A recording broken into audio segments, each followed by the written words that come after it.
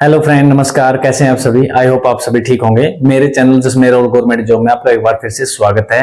मैं आपके लिए लेकर आया एक और नई वीडियो। इसमें मैं आपको बताऊंगा जो पीएसपीसीएल में 25 वैकेंसी निकली थी, उनका जो डॉक्यूमेंट वेरिफिकेशन का शेड्यूल है वो जारी हो चुका है। 23 तारीख से जो डॉक्यूमेंट स्टार्ट है, 23/8/2024 से 10/9/2024 तक का जो शेड्यूल जारी रहेगा डॉक्यूमेंट वेरिफिकेशन का। उससे रिलेटेड न्यूज है जो अब जब आपकी सिलेक्शन हो जाती है तो उसके बाद आपको ज्वाइनिंग के लिए कितना टाइम मिलता है, अगर आप अब्सेंट रह जाते हैं, किसी कारण से जा नहीं पाते, तो उसमें आपको कितनी बार नोटिस आता है, तो इसके बारे में आपको मैं डिटेल से बताऊंगा। बने रहे वीडियो पर, वीडियो को स्किप ना करें, पूरी देखें। अगर वीडियो अच्छी लगे तो वीडियो को लाइक और शेयर करें, कमेंट करें। करते हैं शुरू वीडियो। उससे पहले आप मेरे टेलीग्राम चैनल है जो ज्वाइन कर लें, क्योंकि उस पर सभी जो नोटिस हैं वो आपको सभी एडमिट कार्ड के नोटिस हैं या एग्जाम से रिलेटेड हैं या फिर कोई वैकेंसी आती है वो सब वहां पर आपको मिलेगा। देखिए, जब आपका सिलेक्शन हो जाता है, आपको अपॉइंटमेंट लेटर मिल जाता है, उसके बाद क्या है, जब आप ज्वाइनिंग के लिए जाते हैं तो उसमें कुछ कैंडिडेट नहीं ज्वाइन कर पाते। कोई रीजन होता है, कई बार उनकी दूसरी वैकेंसी में जो ज्वाइनिंग वहां भी होती है। कई बार एक ही कैंडिडेट की 2-3 जगह जो सिलेक्शन हो जाती है। उसके रीजन में आपको बताता हूं। देखिए, those candidate who has been issued appointment letter shall be given 21 days। देखिए यहां पर, देखिए जो आपको है 21 डेज का जो है वो टाइम दिया जाता है join the service of PSPCL. PSPCL में जो सिलेक्शन होती है, जब आपको 21 डेज का फर्स्ट टाइम आपको जो टाइम दिया जाता है कि आप 21 दिन के अंदर अंदर ज्वाइन कर लें। In case candidate does not report और ज्वाइनिंग ऑन शेड्यूल्ड, अगर आप जो शेड्यूल दिया गया उसके अकॉर्डिंग ज्वाइन नहीं करते हैं तो देन फाइनल लास्ट नोटिस, देखिए पहले 21 दिन का टाइम दिया गया, उसके बाद final last notice 21 days will be given to such candidate. उसी कैंडिडेट को जो 21 दिन का एक और नोटिस मिलेगा आपको। In case any candidate fail to join PSPCL within stipulated time period, अगर इस भी टाइम पीरियड में कैंडिडेट है जो वो सक्सेस नहीं होता ज्वाइन करने में, his her appointment letter shall be cancel automatically without any further notice. बिना किसी नोटिस के आपका जो अपॉइंटमेंट लेटर है वो कैंसिल हो जाएगा। ये भी कैंडिडेट को पता होना चाहिए। फर्स्ट टाइम आपको एक 21 डेज का, उसके बाद एक और नोटिस मिलेगा आपको, वो भी 21 डेज का ही होगा।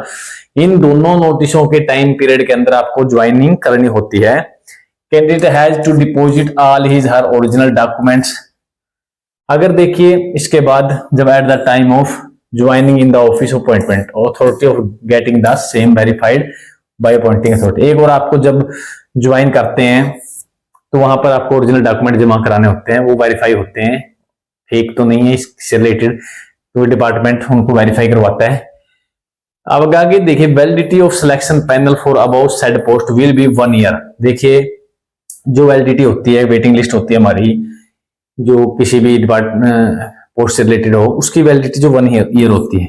वैसे ऐसा मन होता नहीं, वेटिंग लिस्ट हमारी चलती रहती है, लेकिन फिर भी जो नोटिफिकेशन होता है उसमें लिखा होता है 1 ईयर होती है हमारी। The date of approval of first selection panel, जब का फर्स्ट सिलेक्शन होती है आपकी पैनल होता है, जब उससे लेकर the commitment authority after the expiry of validity of panel waiting list is to exit and candidate in waiting list will not be considered for selection। 1 साल के बाद ऑटोमेटिक वो फिनिश हो जाती है, उसके बाद कोई भी किसी का सिलेक्शन नहीं हुआ, उस पर कोई विचार नहीं किया जाएगा। Even if document checking process of a candidate has been complete, चाहे कैंडिडेट का डॉक्यूमेंट वेरिफिकेशन हो भी चुका हो, क्योंकि ये तो हर बार लिखते हैं कि जो डॉक्यूमेंट वेरिफिकेशन है वो फाइनल सिलेक्शन नहीं है, ठीक है ना, वो सिर्फ अब डॉक्यूमेंट चेकिंग के लिए बुलाया जाता है। ही सी will not consider for selection insurance of appointment letter after expiry of validity of panel। अगर जब पैनल की जो एक्सपायरी डेट हो जाती है उसके बाद आपको जो कैंसिल माना जाएगा। As mere calling of any candidate for document checking does not entitle him her selection appointment to the said post.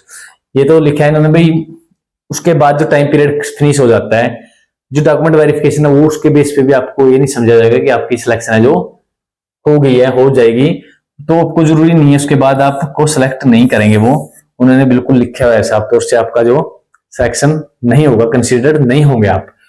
तो अब बात आती है कि इसके बाद ट्रेनिंग सिलेक्शन के बाद होगी या नहीं होगी।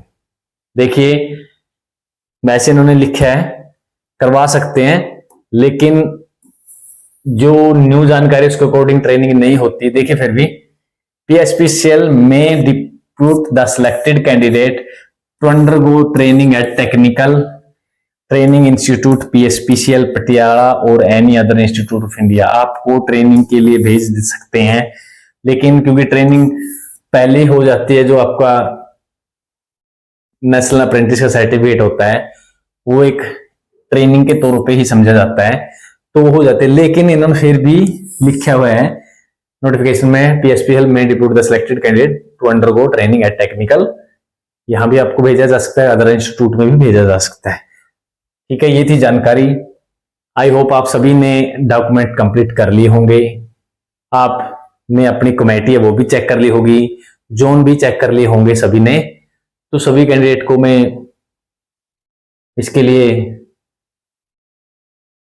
बेस्ट विशेष बोलता हूं कि सभी कैंडिडेट का अच्छी तरह से जो डॉक्यूमेंट वेरिफिकेशन हो जाए, किसी को भी बाहर ना निकाला जाए, सभी कंसीडर हो जाएं और सभी की सिलेक्शन हो जाए। मेरी इस तरफ से सभी कैंडिडेट को बेस्ट ऑफ विशेस। तो जानकारी आपको कैसी लगी? अगर अच्छी लगी तो वीडियो को लाइक और शेयर कर लें, कमेंट कर लें, टेलीग्राम चैनल को ज्वाइन कर लें।